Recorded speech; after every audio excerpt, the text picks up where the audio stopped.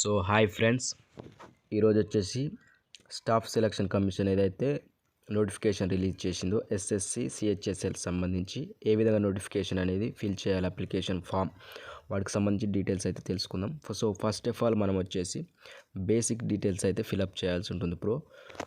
ఈ యొక్క బేసిక్ డీటెయిల్స్లో వచ్చేసి మన యొక్క ఆధార్ డీటెయిల్స్ అండ్ ఆధార్ యొక్క వెరిఫై అనేది చేయాల్సి ఉంటుంది. సో మీకు ఆధార్ కనుక లేకపోతే any type of ID, voter ID లాంటివి ఏమైనా ఐడీస్ ఉంటే వాటిని అక్కడ అప్లోడ్ చేయాల్సి ఉంటుంది. అలాగే మీ నేమ్ వచ్చేసి అన్నీ కూడా మనం 2 టైమ్స్ ఇక్కడ సబ్మిట్ చేయాల్సి ఉంటుంది. Name and verify name. అలాగే యూ హ్యావ్ ఇంకా ఎనీథింగ్ చేంజ్ నేమ్ అనేది ఉందా, సో ఉంటే ఆ నేమ్ ఏంటి, అలాగే వచ్చేసి మీ ఫాదర్ నేమ్ మళ్ళీ వెరిఫై చేయాల్సి ఉంటుంది. అలాగే ఫ్రెండ్స్, మన మదర్ నేమ్ కూడా అక్కడ అడగడం జరుగుతుంది. సో మదర్ నేమ్ కూడా వెరిఫై చేయాల్సి ఉంటుంది. సో అలాగే డేట్ ఆఫ్ బర్త్ వెరిఫై చేయాల్సి ఉంటుంది. మెట్రికులేషన్, మీ యొక్క 10th క్లాస్ డీటెయిల్స్ అయితే ఇవ్వాల్సి ఉంటుంది. మీ ఎడ్యుకేషన్ బోర్డు ఏంటి, ఎస్ఎస్సి మీ స్టేట్కి సంబంధించింది ఇవ్వాల్సి ఉంటుంది. వెరిఫై ఎడ్యుకేషన్ బోర్డు కూడా ఉంటుంది. సో అలాగే మీ యొక్క 10th క్లాస్కి సంబంధించి హాల్ టికెట్ నెంబర్ ఎంటర్ చేయాల్సి ఉంటుంది రూల్ నెంబర్ దగ్గర. సో ఆ యొక్క రూల్ నెంబర్ కూడా వెరిఫై చేయాల్సి ఉంటుంది. మీరు ఏ ఇయర్లో పాస్ అయ్యారు, 2016 or 2015 ఆ విధంగా. So year of passing and మీ యొక్క జెండరు, అలాగే వెరిఫైడ్ జెండర్ చేయాల్సి ఉంటుంది, మేల్. అలాగే లెవెల్ ఆఫ్ ఎడ్యుకేషన్స్, సో మీరు 10th కాకుండా ఇంకేమైనా చదువుతున్నారా, ఇంటర్, డిగ్రీ, సో వాటికి సంబంధించి డీటెయిల్స్ అయితే ఇవ్వాలి. సో నేను వచ్చేసి ఇంటర్మీడియట్ డీటెయిల్స్ అయితే ఇస్తున్నాను ఫ్రెండ్స్. సో ఎందుకంటే మనం మళ్ళీ గ్రాడ్యుయేషన్ అలాంటివి ఇచ్చేస్తే వాటిని ఫిలప్ చేయాల్సి ఉంటుంది. సో మన mobile number and email ID ఇచ్చేసి వాటిని కూడా 2 టైమ్స్ అనేది అక్కడ సబ్మిట్ చేయాల్సి ఉంటుంది. సో ఇవన్నీ డీటెయిల్స్ ఇచ్చాక ఓవరాల్గా ఒకసారి చెక్ చేసుకోవాలి ఫ్రెండ్స్. ఓవరాల్గా ఒకసారి మన డీటెయిల్స్ అనేవి చెక్ చేసుకున్న తర్వాత వాటిని నెక్స్ట్ మీద క్లిక్ చేసి సబ్మిట్ చేయాల్సి ఉంటుంది. సో ఈ డీటెయిల్స్ అన్నీ కూడా, సో మీరు ఏదైనా డీటెయిల్స్ ఇవ్వటం మర్చిపోతే మళ్ళీ అగైన్ అనేది ఆ డీటెయిల్స్ అనేవి ఫిలప్ చేయండి. సో అనేది మీకు యూస్ఫుల్గా ఉంటుంది. కాబట్టి అగైన్ ఆ యొక్క డీటెయిల్స్ మిగిలిపోయినట్టు కాలమ్స్ ఏమైనా ఉంటే వాటిని మళ్ళీ అగైన్గా మనం అప్లోడ్ చేయాల్సి ఉంటుంది. సో సబ్మిట్ మీద క్లిక్ చేసి ఓవరాల్గా నెక్స్ట్ పేజ్కి అనేది తీసుకెళ్తుంది ఫ్రెండ్స్. సబ్మిట్ మీద క్లిక్ చేసిన తర్వాత so please confirm your mobile number and email ID before submitting form. The different OTP will be sent on your mobile number and email ID before the final submit. So మీరు confirm చేసుకున్న తర్వాత మీ మెయిల్కి and me mobile నెంబర్కి ఒక OTP రావడం జరుగుతుంది friends. So ఆ OTP అనేది చాలా ఇంపార్టెంట్. సో కన్ఫర్మ్ చేసుకున్న తర్వాత basic details are saved. Registration partial, it should be completed within 14 days. Failing which your data would be automatically deleted. Please check both inbox and spam folders of your మీ యొక్క ఈమెయిల్కి వచ్చినటువంటి ఒక code అయితే మనం check చేసుకోవాల్సి ఉంది. So నా యొక్క ఈమెయిల్కి అయితే ఒక రిజిస్ట్రేషన్ నెంబర్ అండ్ ఒక ఓటీపీ అనేది రావడం జరిగింది. సో ఈ యొక్క రిజిస్ట్రేషన్ నెంబర్ అండ్ ఓటీపీ తోటి మనం లాగిన్ అవ్వాలి ఫ్రెండ్స్. లాగిన్ అయిన తర్వాత నెక్స్ట్ ప్రాసెస్ అనేది కంప్లీట్. సో లాగిన్ అయిన తర్వాత డియర్ క్యాండిడేట్, మనం ఫస్ట్ టైం అనేది లాగిన్ అయినాం కాబట్టి సో ఆ యొక్క మనకు పంపినటువంటి టెంపరీ పాస్వర్డ్ని మార్చుకోవాల్సి ఉంటుంది. సో ఆ యొక్క ఓల్డ్ పాస్వర్డ్ని ఎంటర్ చేసేసి తర్వాత న్యూ పాస్వర్డ్ అనేది మనం కన్ఫర్మేషన్ చేసుకోవాల్సి ఉంటుంది ఫ్రెండ్స్. సో న్యూ పాస్వర్డ్ అనేది కన్ఫర్మేషన్ చేసుకునేటప్పుడు తప్పనిసరిగా నెంబర్స్ ఉండాలి అండ్ క్యాపిటల్ నెంబర్స్ ఉండాలి. ఈ విధ ఆఫ్ టైప్ ఆఫ్ 8 క్యారెక్టర్స్తో కూడినటువంటి పాస్వర్డ్ అనేది సెట్ చేసుకోవాల్సింది. సో మీరు పాస్వర్డ్ అనేది ఆ యొక్క కండిషన్స్ తగిన విధంగా సెట్ చేసుకోకపోతే మటుకు మనకు రాంగ్ అనేది చూపిస్తుంది ఫ్రెండ్స్. సో జాగ్రత్తగా పాస్వర్డ్ అనేది సెట్ చేసుకోవాలి. సో అదే రిజిస్ట్రేషన్ నెంబర్కి ఒక న్యూ పాస్వర్డ్ అనేది సెట్ చేసుకోవాలి. మనకి ఏదైతే ఓల్డ్ ఓటీపీ వచ్చిందో ఆ ఓటీపీ స్థానంలో ఒక న్యూ పాస్వర్డ్ అనేది సెట్ చేసుకున్న తర్వాత మన యొక్క డీటెయిల్స్ ఒకసారి చెక్ చేసుకొని సబ్మిట్ చేసిన తర్వాత మన నెక్స్ట్ పేజ్కి అనేది వెళ్ళడం అయితే జరుగుతుంది ఫ్రెండ్స్. సో నేను సబ్మిట్ చేస్తున్నాను.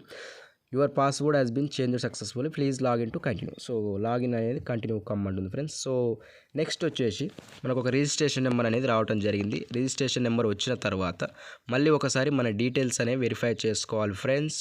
సో ఏవైనా రిమైనింగ్ కాలమ్స్ మీరు ఇచ్చి ఉండకపోతే ఒక డీటెయిల్స్ అనేవి ఒకసారి చెక్ చేసుకోవాలి. సో ఐడి నెంబర్, ఆధార్, ఇలాగ మన నెక్స్ట్ ఇచ్చినటువంటి డీటెయిల్స్ ఏమైనా father name and mother name, so మన date of birth, mobile number, ఒక ఆల్ డీటెయిల్స్ అనేవి చెక్ చేసుకోవాలి. చెక్ చేసుకున్న తర్వాత నెక్స్ట్ ప్రాసెస్కి అనేది మనం వెళ్ళాల్సి ఉంటుంది friends. So verify mobile number, email ID, so ఇవన్నీ కూడా చెక్ చేసుకొని వీలుంటే ప్రింట్ తీసుకోండి. అలాగే నెక్స్ట్ పేజ్ మీద క్లిక్ చేసి నెక్స్ట్ పేజ్కి అయితే వెళ్ళాల్సి ఉంటుంది. సో నెక్స్ట్ పేజ్కి వెళ్ళేసినాక అడిషనల్ అండ్ కాంటాక్ట్స్ డీటెయిల్స్ అయితే ఫిల్ చేయాల్సి ఉంటుంది.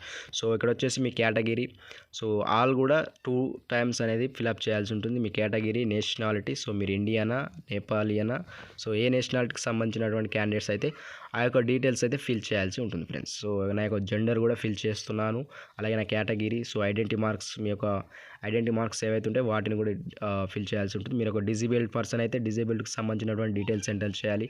సో ఇక్కడ వచ్చేసి మీ యొక్క డిస్ట్రిక్ట్ అండ్ విలేజ్ వీటికి సంబంధించినటువంటి డీటెయిల్స్ అయితే ఫిల్ చేయాల్సి ఉంటుంది. సో ఈ అడిషనల్ అండ్ కాంటాక్ట్ సెట్టింగ్స్ అన్నట్టు. సో మీరు ఎక్కడ ఉంటున్నారు, మీరు ఉన్నటువంటి అడ్రస్, వీటికి సంబంధించి డీటెయిల్స్ అయితే ఇవ్వాలి. సో ఇక్కడ నేను ఇచ్చేస్తున్నాను నా అడ్రస్కి సంబంధించినటువంటి details and district and which state we belong, Telangana or Maharashtra, Karnataka, so something ఏ స్టేట్కి చెందిన వాళ్ళైతే ఆ యొక్క స్టేట్స్కి సంబంధించినటువంటి డీటెయిల్స్ అయితే ఇవ్వాల్సి ఉంటుంది. సో పర్మనెంట్ అడ్రస్ కూడా ఇవ్వాల్సి ఉంటుంది.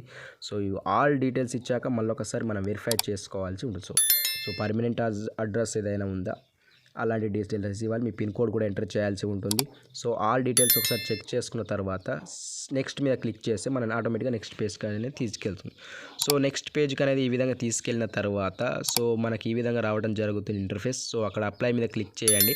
అప్లై మీద క్లిక్ చేసిన తర్వాత ఏవైతే మనం ఇచ్చినటువంటి డీటెయిల్స్ ఉన్నాయో ఆ డీటెయిల్స్లో మనం కొన్ని రిమైనింగ్ డీటెయిల్స్ అనేవి ఎంటర్ చేయాల్సి ఉంటుంది. అక్కడ వచ్చేసి మన ఎడ్యుకేషన్ క్వాలిఫికేషన్స్ అండ్ అలాగే మీరు ఎగ్జామ్ సెంటర్స్ ఎక్కడైతే మీకు దగ్గరలో ఉన్నటువంటి ప్లేసెస్ ఏవైతే ఉన్నాయో 3 సెంటర్స్ అనేవి మీరు సెలెక్ట్ చేసుకోవాలి. సో నేను వచ్చేసి హైదరాబాద్, కరీంనగర్, వరంగల్, సో నా దగ్గరలో ఉన్నటువంటి సెంటర్స్ కాబట్టి వాటిని సెలెక్ట్ చేసుకున్నాను. అలాగే మీ యొక్క ఇంటర్మీడియట్ ఎడ్యుకేషన్ ఏ ఇయర్లో పాస్ అయ్యారు అండ్ ఇయర్ ఆఫ్ పాసింగ్ యొక్క డీటెయిల్స్ ఆల్ కూడా ఇవ్వాల్సి ఉంటుంది ఫ్రెండ్స్. సో మీ యొక్క మార్క్స్ పర్సంటేజ్, సో మీరు క్వాలిఫై అయినటువంటి బోర్డు తెలంగాణ బోర్డా and intermediate other state intermediate, so ఆ డీటెయిల్స్ అన్ని కూడా ఇచ్చేయాలి ఫ్రెండ్స్.